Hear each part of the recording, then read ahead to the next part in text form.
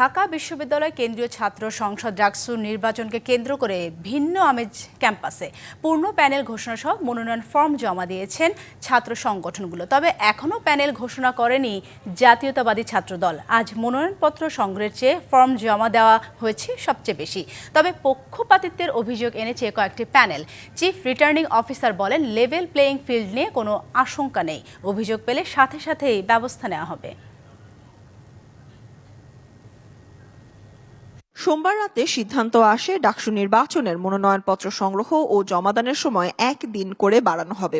মঙ্গলবার সকাল থেকেই সম্ভাব্য প্রার্থীরা ভিড় করেন রিটার্নিং কর্মকর্তার কার্যালয়ে। মনোনয়ন সংগ্রহের সময় বৃদ্ধিকে সাধুবাদ জানিয়ে নির্বাচনে জয়ী হলে সাধারণ শিক্ষার্থীদের পাশে থাকার কথা জানান প্রার্থীরা। এ সময় মনোনয়ন ফর্ম সংগ্রহ ও জমাদানের সময় বাড়ানোর নির্দিষ্ট একটি দলের প্রতি পক্ষপাত দুষ্ট আচরণ বলে মন্তব্য করে ছাত্র শিবির। জানানো হয়, শিগগিরই প্রকাশিত হবে ইশতেহার। বিশ্ববিদ্যালয় প্রশাসন হঠাৎ করে মনোনয়ন ফর্ম উত্তোলন করার জন্য একদিন বাড়ালো। এটি সুস্পষ্ট নির্দিষ্ট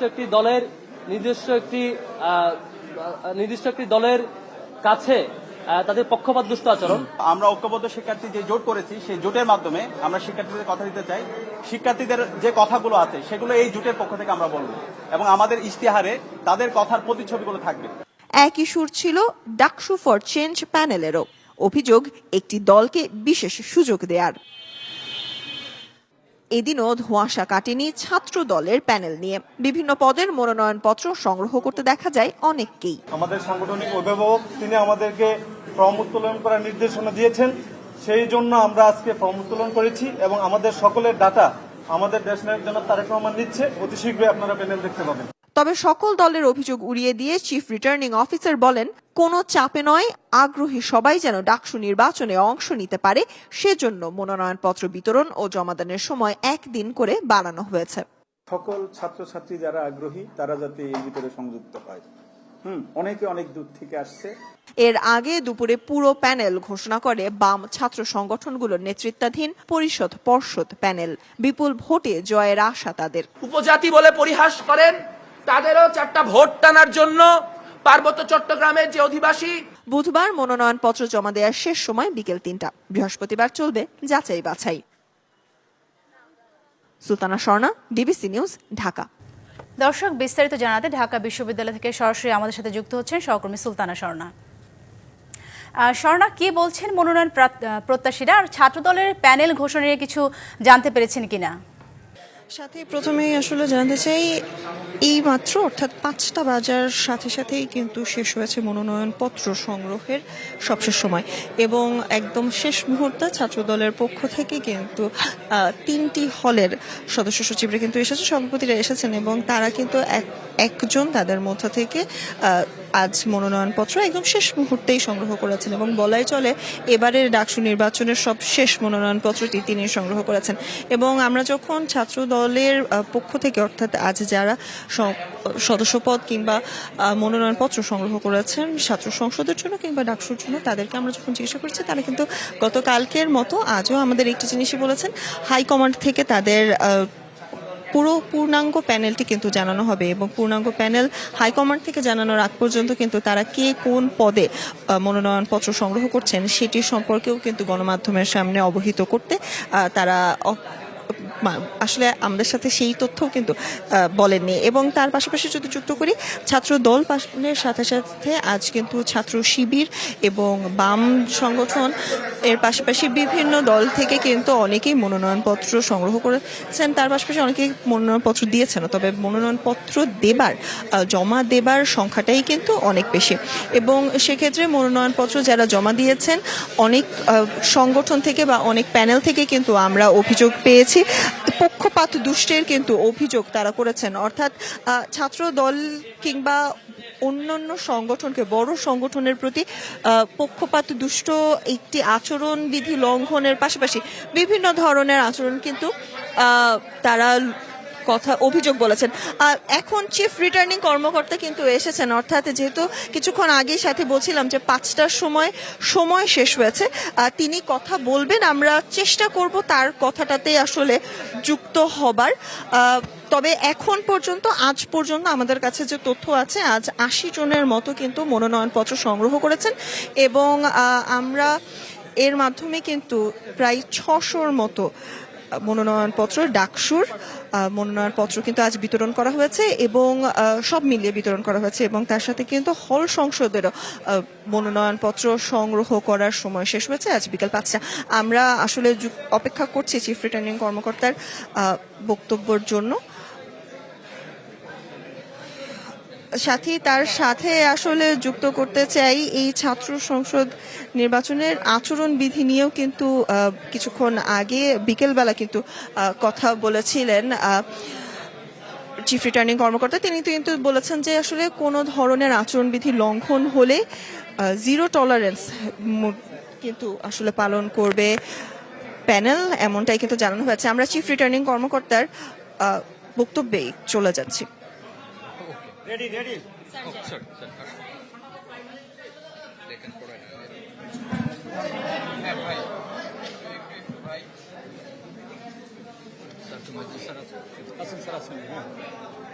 সবাই রেডি?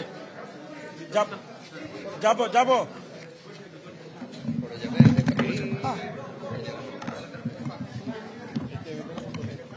জায়গায় এটা একটা বড় টেবিল দরকার ছিল, অনেক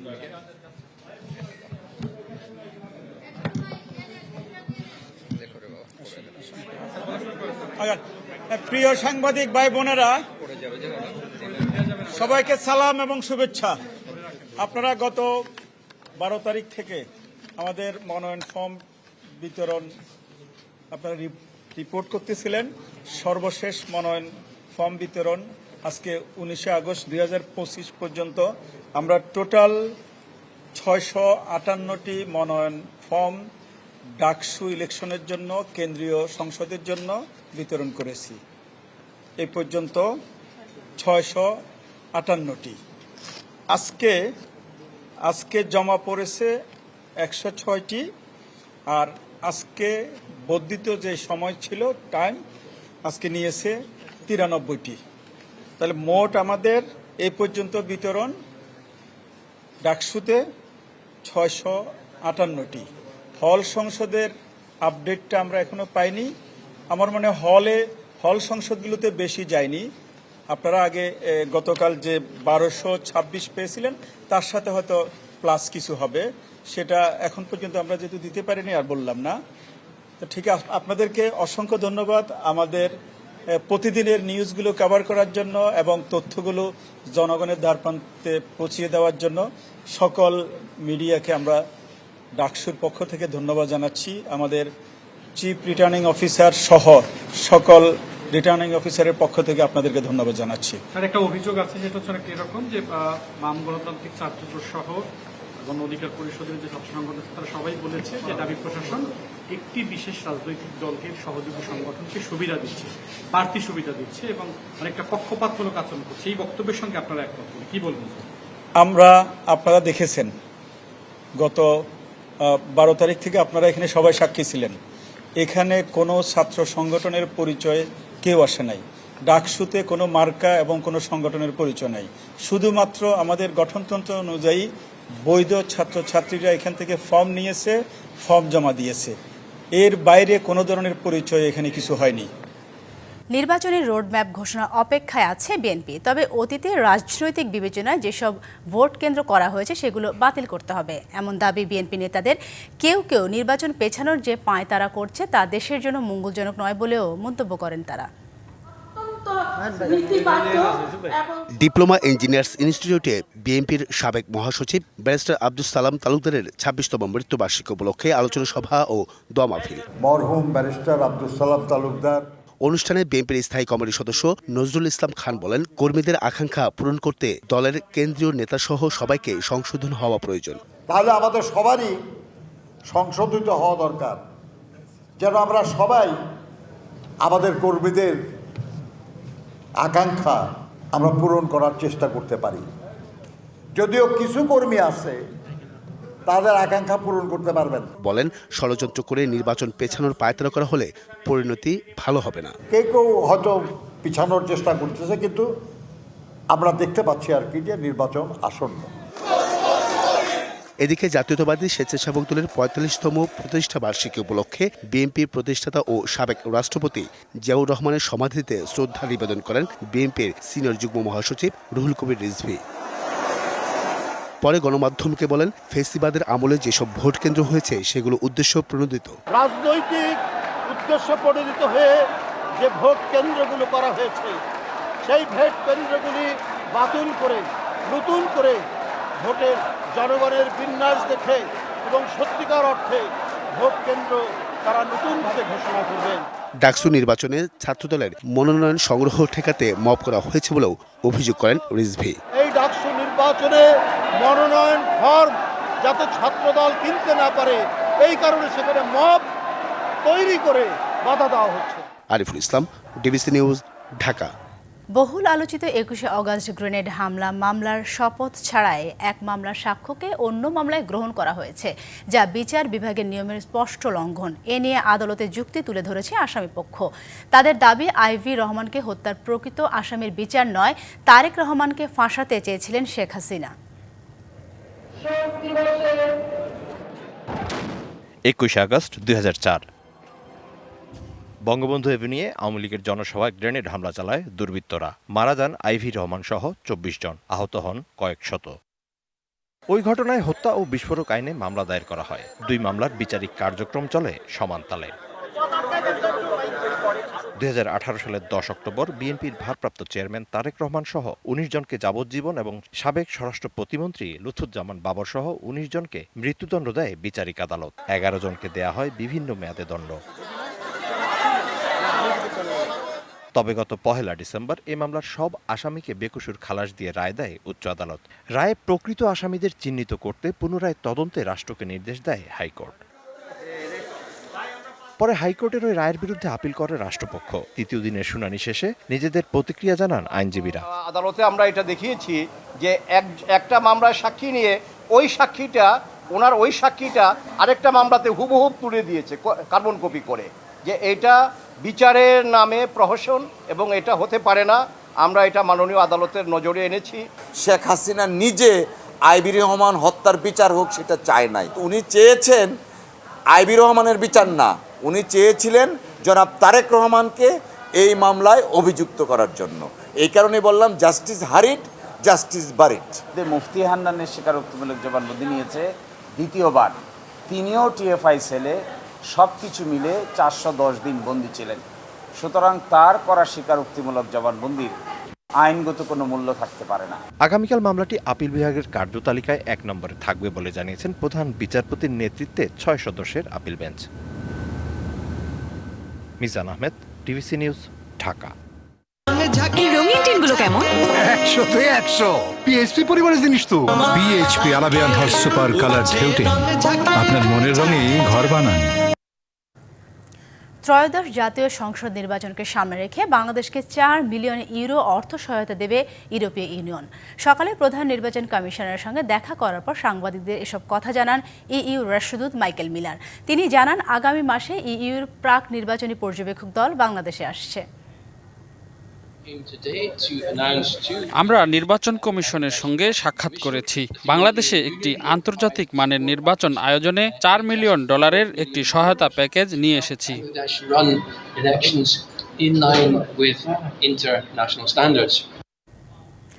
আসছে রবিবারের মধ্যে দাবি মেনে না নিলে যমুনা ঘেরাও করার ঘোষণা দিয়েছে সচিবালয়ের সামনে বিক্ষোভ করা জুলাই শহীদের স্বজন ও আহতরা। বেলা 11টার দিকে তারা প্রথমে জাতীয় প্রেস ক্লাবের সামনে অবস্থান নেন। পরে মিছিল নিয়ে জড়ো হন সচিবালয়ের ২ নম্বর ফটকের সামনে। এতে সচিবালয়ের সামনের সড়কে যান চলাচল বন্ধ হয়ে যায়। জুলাই শহীদদের স্বজন ও আহতদের অভিযোগ, অর্থের বিনিময়ে জুলাই গণহত্যার আসামিরা জামিন নিচ্ছেন। এ সময় আইন উপদেষ্টা পদত্যাগ দাবি করেন তারা। পরে আইন শৃঙ্খলা বাহিনী তাদের সরিয়ে দেয়। জেলায় জেলায় সংকট সমস্যা, তা থেকে উত্তরণের চ্যালেঞ্জ আর সম্ভাবনার কথা তুলে ধরতে চলছে ডিবিসি এক্সপ্রেস। বিশেষ এই আয়োজনে মতামত থাকছে তৃণমূল থেকে শুরু করে নীতি নির্ধারকদের। ডিবিসি এক্সপ্রেস আজ সারাদিন আছে ঢাকা মহানগরে। সিএসআরএম ডিবিসি এক্সপ্রেসে আমরা এই মুহূর্তে আছি রাজধানী খিলগাঁয়ে। এটি দক্ষিণ সিটি কর্পোরেশনের 75 নম্বর ওয়ার্ড। আমরা এসেছি দাসেরকান্দি। আমরা দেখছি যে এলাকায় যখন আমরা আসি, যেখানকে রাস্তা প্রায় 2 কিলোমিটারের বেশি সময়, প্রায় রাস্তা একেবারে ইট বিছানো, একেবারে আসার মতো, চলাচলে একেবারে অযোগ্য। এছাড়াও এই এলাকার অনেক সমস্যা রয়েছে, সোয়ারেজ ব্যবস্থা, ওয়াসার ব্যবস্থা। এখানকার স্থানীয় গণ্যমান্য বেশ কিছু মানুষজন আমার কাছে আছেন। তো আপনার কাছে জানতে চাইবো, আপনারা এখানকার স্থানীয় মানুষ দীর্ঘদিন ধরে বসবাস করছেন, তো কতদিন ধরে আপনাদের এই অবহেলিত অবস্থায় আছেন? বহুদিন ধরে রাস্তা কেন যাই কিছু হয়েছে, এই যে ভেঙ্গা চেঙ্গা রয়েছে, অবহেলার মধ্যে রয়েছে, কষ্ট আওয়ায় যাওয়ায় যাতায়াত অসুবিধায় খুব। এতটুকু আমরা আসি, মানে দুর্ভাগ্য মানে বাবার এলাকা মানুষের অচল অসুখ যাইব, ওই মানুষের নিয়ে পারি না, মাঝে মাঝে ওই বাসের ফুলটা পাতাল করে তাও আমাদের দায়িত্ব। এখন আমি আরেকজনের কাছে জানতে চাইবো যে আপনারা সিটি কর্পোরেশন অধিভুক্ত হয়েছেন, সিটি কর্পোরেশন অনেকগুলো সেবা কার্যক্রম আপনারা ট্যাক্স দিচ্ছেন, কিন্তু সেই পরিমাণ সেবা কি আপনারা পাচ্ছেন? না, আমরা কিচ্ছু পাচ্ছি না। আমাদের সোয়ারেজ নাই, পানি লাইন নাই, সব আমাদের পানি লাইন পার্সোনাল। রাস্তাঘাটের অবস্থা নিজে দেখতে পাচ্ছেন, মানে জায়গা জায়গা ভাঙ্গা, গাড়ি ঘোড়া চলে না। তারপরে আমার পূর্ববর্তী একজন বললো যে রুগী হইলে আপনি নিতে খুবই অসুবিধা হয়, মানে গাড়ি যেতে পারে না, তারপরে ব্যানিংয়ের কোনো কিছু হয় না। হ্যাঁ, এইরকম। আর এই যে আমাদের নাসির নতুন পাড়া, যে এই রাস্তায় গিয়ে শেখের ওই দিকে, ওইখানে একটা ব্রিজের দরকার। বাসের একটা ব্রিজ আছে, অনেক লম্বা, প্রায় ভেঙে যায়, মানুষ পড়ে যায়, পানিতে পড়ে যায়, পাওয়ার নিচে পড়ে যায়। এছাড়া যে অন্যান্য নাগরিক সুবিধার মধ্যে আপনারা কি কি জায়গা থেকে বঞ্চিত? আপনি কত বছর আপনার এলাকায় এই অবস্থা আছে? অনেক বছর ধরে গেলে আমরা পাইতেছি না। আমরা পানির লাইন নাই, সুগার লাইন নাই, গ্যাসের লাইন নেই। এখানকার স্থানীয়রা বলছেন যে তাদের আসলে অনেকগুলো সমস্যা রয়েছে, তারা সিটি কর্পোরেশনে অধিভুক্ত হয়েছেন, কিন্তু তারা সেই কাঙ্ক্ষিত সেবা পাচ্ছেন না। তারা বলছে এখন যেহেতু এখানকার অভিভাবক এবং স্থানীয় জনপ্রতিনিধি নেই, তাদের সমস্যাগুলো কার কাছে বলবেন সেটাও একটা অনিশ্চয়তার মধ্যে তাদের দিন কাটছে। তো সিএসআরএম ডিবিসি এক্সপ্রেস আপাতত এই ছিল আমার কাছে। পরবর্তী সন্ধ্যায় আমরা অন্য কোনো জায়গায় যাব, অন্য কোনো সমস্যা নিয়ে কথা বলার চেষ্টা করব। ততক্ষণ আমাদের সাথেই থাকুন। সাদা পাথর লুটপাটের পর এবার সিলেটের সীমান্তবর্তী পর্যটন স্পট ও পরিবেশ সংকটাপন্ন এলাকাতে ব্যাপক লুটপাটের ঘটনা সামনে এসেছে। প্রশাসনের একের পর এক অভিযানে উদ্ধার হচ্ছে পাথর। লুটেরাদের বিরুদ্ধে মামলা, গ্রেপ্তারের পাশাপাশি চলছে এসব পাথর প্রতিস্থাপনের প্রক্রিয়াও। সিলেটের জনপ্রিয় হওয়া পর্যটন স্পট উৎমাছড়া অনেকটা দুর্গম এই এলাকায় জলপাথরের মিতালি দেখতে প্রতিদিনই ভিড় করেন পর্যটকরা। অনেক আগে থেকে উৎমাছড়া কোয়ারি থেকে পাথর তোলা নিষিদ্ধ, তবু থেমে নেই পাথর লুট। পর্যটন স্পট ও আশেপাশের ছড়া থেকে বছরের পর বছর পাথর লুটে নিত একটি চক্র। বিজিবির অভিযানে সন্ধান মিলেছে স্তূপ করে রাখা পাথরের। জব্দ করা হয় 2 লাখ ঘনফুট পাথর। তো এগুলো সবই অবৈধ পাথর। আমাদের সাথে ম্যাজিস্ট্রেটও আসছে এই জিনিসগুলো একটা অ্যাসেসমেন্ট করে এগুলো ডিসপোজাল কি হবে এটা আইনানুগ ব্যবস্থার মাধ্যমে, এবং এটার পিছনে কারা দায়ী, কারা এগুলোর মদতদাতা, স্বার্থান্বেষী মহল কারা, এই বিষয়গুলো আমাদের একটু দেখতে হবে। নির্বাহী ম্যাজিস্ট্রেটের উপস্থিতিতে জব্দ করা হয় এই পাথর। পাশাপাশি লুটপাট বন্ধে জারি করা হয়েছে 24 ঘন্টা নজরদারি। পাথরগুলো এখান থেকে সরাতে পারিনি, এখানে গ্রামের আশেপাশে পাথরগুলো আছে। তো আমরা আজকে হচ্ছে সব পাথর কি পরিমাণ পাথর আছে তার একটা হচ্ছে কি অ্যাসেসমেন্ট করবো আমরা। একটা যে হচ্ছে স্তূপগুলো করা হয়েছে 200 ঘনফুট, 300 ঘনফুট, এবং বিভিন্ন কোয়ান্টিটি আসলে থাকতে পারে, এটার বিরুদ্ধে ব্যবস্থা নেওয়া হবে। আরেক জনপ্রিয় পর্যটন স্পট রাংপানি এলাকা থেকেও লুট হয়েছে বিপুল পাথর। মঙ্গলবার 20,000 ঘনফুট পাথর উদ্ধার করে যৌথ বাহিনী। পাথরগুলো যেখান থেকে নিয়ে আসে এগুলো হচ্ছে 150 গজের মধ্যে থেকে নিয়ে আসে, নো ম্যানস ল্যান্ড থেকে আর কি। তো এগুলো আমরা আজকে হচ্ছে এগুলো পুনঃস্থাপন করার আছি আমরা। টাস্ক ফোর্স অভিযান, এখানে অফিসার ইনচার্জ আছে, বিজিবির কমান্ডার আছেন, সহকারী কমিশনার ভূমি আছেন। আমরা এগুলো আজকে পুনঃস্থাপন করব, আর হচ্ছে বালু যেগুলো আছে সেগুলো আমরা নিলামের মাধ্যমে নিষ্পত্তি করব। এদিকে জাফলংয়ের পরিবেশগত সংকটাপন্ন এলাকা থেকে পাথর লুটপাটের ঘটনায় 150 জনকে আসামি করে মামলা করেছে প্রশাসন। প্রত্যুষ তালুকদার, ডিবিসি নিউজ, সিলেট। কুয়েতে বিষাক্ত মদ উৎপাদন ও বিতরণের ঘটনায় কোনো বাংলাদেশি নাগরিকের সম্পৃক্ততা নেই বলে স্পষ্ট করেছে বাংলাদেশ দূতাবাস। সম্প্রতি ব্রিটিশ পত্রিকা দ্য টাইমসে প্রকাশিত প্রতিবেদনে এক বাংলাদেশিকে হোতা হিসেবে দাবি করা হলেও দূতাবাস সেটিকে সম্পূর্ণ ভিত্তিহীন বলে প্রত্যাখ্যান করেছে। দূতাবাস জানায় অভিযুক্ত ব্যক্তির নাম বাংলাদেশিদের নামের সঙ্গে কোনোভাবেই মেলে না। সত্যতা যাচাইয়ে তারা কুয়েতি পুলিশের সঙ্গে যোগাযোগ করলে কর্তৃপক্ষ নিশ্চিত করে গ্রেপ্তার হওয়া ৬৭ জনের মধ্যে কোনো বাংলাদেশি নেই। দূতাবাস আরও বলেছে এ ধরনের ভ্রান্ত তথ্য প্রবাসীদের সুনাম ক্ষুণ্ণ করে এবং বিদেশিদের প্রতি বিদ্বেষ উস্কে দেয়। তাই সঠিক যাচাই বাছাই ছাড়া কোনো বাংলাদেশিকে দায়ী করা দায়িত্বজ্ঞানহীনতার পরিচয় বলেও মনে করেন তারা।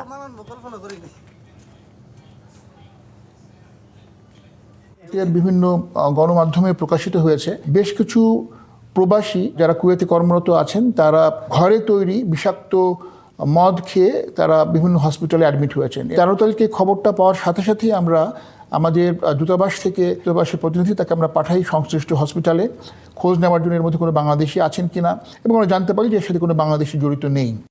আইন না মানা আর মেয়াদ শেষ হয়ে যাওয়া সহ বিভিন্ন কারণে ৬,০০০-এর বেশি বিদেশি শিক্ষার্থীর ভিসা বাতিল করেছে যুক্তরাষ্ট্র। মার্কিন স্টেট ডিপার্টমেন্ট বলছে কঠোর অভিবাসন নীতি ও বিদেশি শিক্ষার্থীদের ওপর নজরদারির অংশ হিসেবেই এই পদক্ষেপ। রিপাবলিকান সরকারের এই পদক্ষেপকে শিক্ষার্থীদের আইনি অধিকার হরণের শামিল বলছে ডেমোক্র্যাটরা। চলতি বছরের শুরুতে বিদেশি শিক্ষার্থীদের ভিসা সাক্ষাৎকার স্থগিত করে ট্রাম্প প্রশাসন, জুনে শর্ত সাপেক্ষে আবারও চালু করে। এবার ৬,০০০-এর বেশি বিদেশি শিক্ষার্থীর ভিসা বাতিল করল যুক্তরাষ্ট্র। অভিযোগ, ভিসাধারীরা হামলা, মদ্যপ অবস্থায় গাড়ি চালানো, চুরিসহ নানা অপরাধে জড়িত। এছাড়া সন্ত্রাসবাদের সহায়তার পাশাপাশি ফিলিস্তিনের পক্ষে প্রতিবাদে অংশ নেয়া শিক্ষার্থীর বিরুদ্ধে ইহুদি বিরোধী আচরণের অভিযোগ আনা হয়েছে। কঠোর অভিবাসন নীতি ও বিদেশি শিক্ষার্থীদের ওপর নজরদারির অংশ হিসেবে এসব শিক্ষার্থীর ভিসা বাতিল করা হয়েছে বলে জানিয়েছে স্টেট ডিপার্টমেন্ট। এর মধ্যে প্রায় ৪,০০০ ভিসা আইন ভঙ্গের কারণে এবং অন্তত ৩০০ ভিসা বাতিল হয়েছে মার্কিন অভিবাসন আইন অনুযায়ী। এই পদক্ষেপের সমালোচনা করে ডেমোক্র্যাটরা বলছে এটা শিক্ষার্থীদের আইনি অধিকার হরণের শামিল।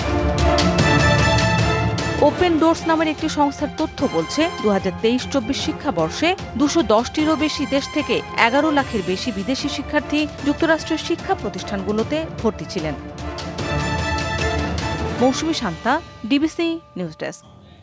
হোয়াইট হাউসে ইউক্রেন যুদ্ধের ভবিষ্যৎ নিয়ে মুখোমুখি ডোনাল্ড ট্রাম্প, ভলোদিমির জেলেনস্কি এবং ইউরোপের শীর্ষ নেতারা। আর সেখানে মার্কিন প্রেসিডেন্ট ডোনাল্ড ট্রাম্প সরাসরি ফোন করলেন ভ্লাদিমির পুতিনকে।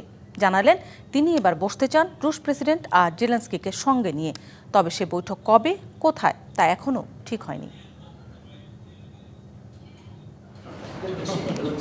ওয়াশিংটনে হোয়াইট হাউসে ইউক্রেন যুদ্ধ নিয়ে ঐতিহাসিক বৈঠক, যেখানে ইউক্রেনের প্রেসিডেন্ট ভলোদিমির জেলেনস্কি, মার্কিন প্রেসিডেন্ট ডোনাল্ড ট্রাম্প এবং ইউরোপের 7 শীর্ষ নেতা বসেন এক টেবিলে। আর এ বৈঠকের এক পর্যায়ে হোয়াইট হাউস থেকে ট্রাম্প ফোন করেন ভ্লাদিমির পুতিনকে। সে আলাপে উঠে আসে জেলেনস্কি পুতিন বৈঠকের বিষয়। ট্রাম্প জানান প্রথমে হতে পারে রাশিয়া ও ইউক্রেনের প্রেসিডেন্টের দ্বিপাক্ষিক বৈঠক, পরে তার উপস্থিতিতে ত্রিপাক্ষিক আলোচনা। তবে বৈঠকে ফ্রান্সের প্রেসিডেন্ট আর জার্মান চ্যান্সেলর জোর দেন যুদ্ধবিরতিতে। কিন্তু ট্রাম্পের মতে শান্তি আলোচনায় অগ্রগতি আনতে যুদ্ধবিরতি জরুরি নয়। ট্রাম্পের ঘোষণা, ইউক্রেনের নিরাপত্তা নিশ্চিতে ইউরোপীয় দেশগুলি নেতৃত্ব দেবে, যুক্তরাষ্ট্র থাকবে সমন্বয়কের ভূমিকায়। ইউক্রেন যুদ্ধ শুরু হওয়ার পর থেকে সবচেয়ে বড় কূটনৈতিক উদ্যোগ এটি। জেলেনস্কি জানান তাদের এ বৈঠকে উঠে এসেছে সংবেদনশীল বিষয়, বিশেষ করে নিরাপত্তা নিশ্চয়তা। আর পুতিনের সঙ্গে সরাসরি আলোচনায় বসতে প্রস্তুত বলেও জানান জেলেনস্কি। বৈঠকের তারিখ ও স্থান এখনো ঠিক হয়নি, তবে আগামী 1 থেকে 1.5 সপ্তাহের মধ্যেই নিশ্চয়তার খসড়া তৈরি করবে তাদের আন্তর্জাতিক অংশীদাররা, জানান জেলেনস্কি। ইউক্রেন শান্তির পথে কখনো থামবে না। আমরা প্রস্তুত দ্বিপাক্ষিক বা ত্রিপাক্ষিক আলোচনায় অংশ নিতে। হোয়াইট হাউস থেকে শুরু হয় এই কূটনৈতিক তৎপরতা শেষ পর্যন্ত শান্তি নাকি নতুন দ্বন্দ্বের সূচনা ঘটাবে, এখন দেখার অপেক্ষায় পুরো বিশ্ব। Tumpa Tarafdar, DBC news desk. ভেনেজুয়েলার কাছে যুদ্ধজাহাজ মোতায়েন করেছে যুক্তরাষ্ট্র। এক প্রতিবেদনে তথ্য নিশ্চিত করেছে রয়টার্স। ৩৬ ঘন্টার মধ্যে দেশটির উপকূলে পৌঁছাবে 3টি এজিস গাইডেড মিসাইল সিস্টেমযুক্ত ডেস্ট্রয়ার। এছাড়াও মোতায়েন হবে P-8 মডেলের কয়েকটি গোয়েন্দা বিমান, অ্যাটাক সাবমেরিন এবং কয়েকটি সাধারণ যুদ্ধজাহাজ। এ নিয়ে অঞ্চলটিতে প্রায় 4000 নৌসদস্য মোতায়েন করা হচ্ছে। তবে এ বিষয়ে এখনও কোনো মন্তব্য করেনি ভেনেজুয়েলা সরকার। এর আগে দ্বিতীয় মেয়াদে ক্ষমতায় আসার পর মেক্সিকো ও ভেনেজুয়েলার মাদক চক্রগুলোর বিরুদ্ধে রীতিমতো যুদ্ধ ঘোষণা করেন মার্কিন প্রেসিডেন্ট ডোনাল্ড ট্রাম্প। গাজা সিটিতে হামলা জোরদার করেছে ইসরায়েলি বাহিনী। রাতভর হামলায় একদিনে প্রাণ গেছে ২১ ফিলিস্তিনির। গাজায় টানা প্রায় ২ বছরের ইসরায়েলি সামরিক অভিযান ও অবরোধের জেরে অনাহারে ৬২,০০০-এর বেশি ফিলিস্তিনির মৃত্যু হয়েছে। অবরুদ্ধ এই অঞ্চলে কোনো নিরাপদ আশ্রয় নেই। পরিবারের জন্য খাবার সংগ্রহ করতে গিয়ে প্রতিদিনই প্রাণ হারাচ্ছেন ফিলিস্তিনিরা। বাসিন্দাদের জোরপূর্বক দক্ষিণে সরিয়ে নিতে চায় ইসরায়েল। এদিকে গাজায় যুদ্ধবিরতির ইসরায়েলের নতুন প্রস্তাবে সম্মত বলে জানিয়েছে হামাস।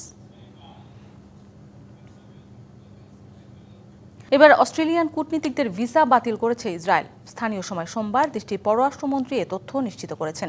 মূলত ক্যানবেরার ফিলিস্তিনি রাষ্ট্রকে স্বীকৃতি দেওয়ার সিদ্ধান্ত এবং ইসরায়েলি একজন আইন প্রণেতার ভিসা বাতিলের পর এমন পদক্ষেপ নিয়েছে তেল আবিব। ইসরায়েলের প্রধানমন্ত্রী নেতানিয়াহুর জোট সরকারের একজন আইন প্রণেতার ফিলিস্তিনি রাষ্ট্র প্রতিষ্ঠায় বিরোধিতা করা এবং পশ্চিম তীর দখলের কথা বলায় তার বিরুদ্ধে শাস্তি হিসেবে ভিসা বাতিল করে অস্ট্রেলিয়া সরকার। এদিকে ইসরায়েলের পররাষ্ট্রমন্ত্রী গিডিয়ন সার অস্ট্রেলিয়ার রাষ্ট্রদূতকে জানিয়েছে ফিলিস্তিনি কর্তৃপক্ষের জন্য নিযুক্ত প্রতিনিধিদের ভিসা বাতিল করা হয়েছে। চীন ও ভারতের একে অপরকে প্রতিদ্বন্দ্বী নয়, অংশীদার হিসেবে বিবেচনা করা উচিত বলে মন্তব্য করেছেন চীনা পররাষ্ট্রমন্ত্রী ওয়াং ই। নয়াদিল্লিতে ভারতের পররাষ্ট্রমন্ত্রী এস জয়শঙ্করের সঙ্গে বৈঠকে মন্তব্য করেন তিনি। চীনের পররাষ্ট্র মন্ত্রণালয়ের বিবৃতিতে বলা হয়, বৈঠকে পররাষ্ট্রমন্ত্রী ওয়াং ই ভারত ও চীনের মধ্যে সৌহার্দ্যপূর্ণ সম্পর্ক ও পারস্পরিক সুবিধার ভিত্তিতে সহযোগিতা জোরদারের প্রতিশ্রুতি দেন। চীনা গণমাধ্যম বলছে, বেইজিং দিল্লির দ্বিপাক্ষিক সম্পর্ক উন্নয়নের গতি ধরতে সহযোগিতা বাড়ানোর উপর জোর দিয়েছে চীন। বৈঠকে ওয়াং বলেন, গেল বছর কাজানে দুই দেশের নেতাদের সফল বৈঠক সম্পর্কের অগ্রগতির ভিত্তি তৈরি করেছে। বিভিন্ন পর্যায়ে সংলাপ ও বিনিময় শুরু হওয়ায় সম্পর্ক ইতিবাচক ধারায় এগোচ্ছে। লন্ডনে শুরু হলো ব্রিটিশ ঐতিহাসিক টেলিভিশন ড্রামা ডাউনটন অ্যাবির পোশাক ও প্রপস নিলাম প্রদর্শনী।